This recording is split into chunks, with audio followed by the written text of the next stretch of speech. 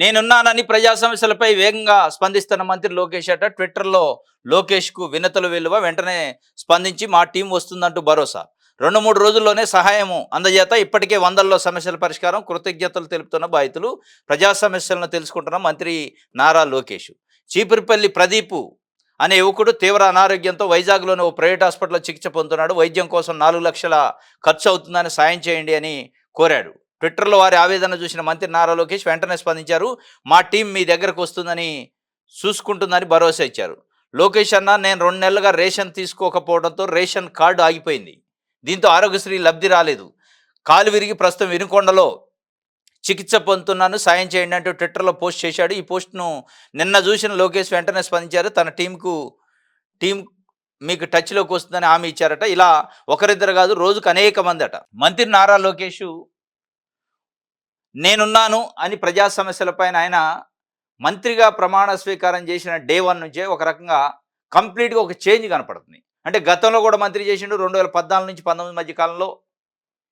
కానీ 2024 జూన్ 12 మంత్రిగా ప్రమాణ స్వీకారం చేసిన తర్వాత ఆయన రాజకీయ వ్యవహారాలు కానీ, ఆయన ఎత్తుగడలు కానీ, ప్రజలతోని సంబంధాలు కానీ, ప్రజలతోని పిఆర్ పబ్లిక్ రిలేషన్స్ మెయింటైన్ చేయడంలో చాలా దూకుడుగా వ్యవహరిస్తున్నారు.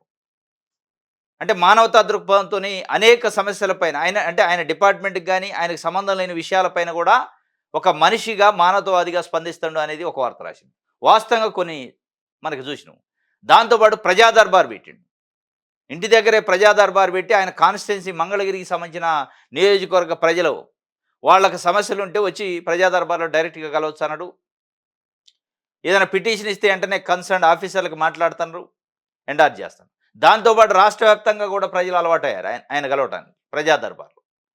ఇది జరుగుతుంటేనే కువైట్లోనో లేకపోతే దుబాయ్లోనో సౌదీలోనో ఇరుక్కపోయి ఇక్కడి నుంచి పోయి పని కోసం బతకడానికి పోయి అక్కడ నానా రకాల యాతనలు పడి ఇబ్బంది పడుతున్న వాళ్ళు కూడా ట్విట్టర్లోనో లేకపోతే సోషల్ మీడియాలోనో ఫేస్బుక్లోనో వీడియోలు షేర్ చేస్తే ఇమీడియట్లీ వాళ్ళని తీసుకొచ్చే కార్యక్రమానికి విదేశాంగ శాఖతో మాట్లాడి అట్లా తీసుకొచ్చిన వాళ్ళు కూడా. అట్లా నిన్న కూడా ఒక ఆమె వచ్చింది. ఇట్లా మొత్తానికైతే లోకేష్ ఒక మార్పు చెందిన రాజకీయ నాయకుడిగా మార్పు అనేది స్పష్టంగా కనపడుతుంది. ప్రజల కోణంలో ప్రజల కోసమే, ప్రజాసేవ కోసమే మనం రాజకీయాలు చేస్తున్నాం అనే ఒక నేపథ్యం అయితే కనపడుతుంది. కానీ స్పష్టంగా పవన్ కళ్యాణ్ గారు 2014లో పార్టీ ఏర్పాటు చేసి జనసేన, నేను రాజకీయాల్లో మార్పు కోసం వచ్చాను, ప్రజల కోసం వచ్చాను అన్నాడు. కానీ ఆయనలో లేదు మార్పు, కానీ ఈయనలో కనపడుతుంది. పవన్ కళ్యాణ్ గారి కంటే బెటర్గా ఉంది. పవన్ కళ్యాణ్ గారు ప్రజలకు అందుబాటులో ఉండలేదు, ప్రజా సమస్యలు వినే పరిస్థితి లేదు మార్పు అంటున్నాడు. ఆ మార్పు ఏం కనిపించలే. కానీ లోకేష్ గారిలో స్పష్టమైన మార్పు కనపడుతుంది. అనేక విషయాలపైన హెల్త్ బాగలేదనో, హాస్పిటల్లోనో అనో రకరకాల దాంతోనే ట్విట్టర్లో ట్వీట్ చేసినా, ఫేస్బుక్లో చేసినా, సోషల్ మీడియాలో కనెక్ట్ అయితే చాలు వెంటనే వాళ్ళ టీంను పంపిస్తుండో స్పందిస్తాడు. ఇది ఒక మంచి పరిణామం.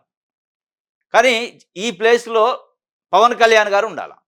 ఆయన ఉప ముఖ్యమంత్రిగా అయిండు, 21 సీట్లు ప్రజలు ఇచ్చారు, 2 ఎంపీలు ఇచ్చారు.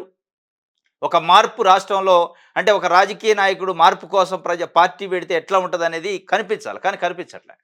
ఆయన సనాతన ధర్మాన్ని కాషాయ వస్త్రాలు వేసుకొని రకరకాల విద్యలు ఆయన పడతాడు. ఇది నేనున్నాను అని ట్విట్టర్లో లోకేష్కి వినతులు వెళ్ళు వస్తుంది.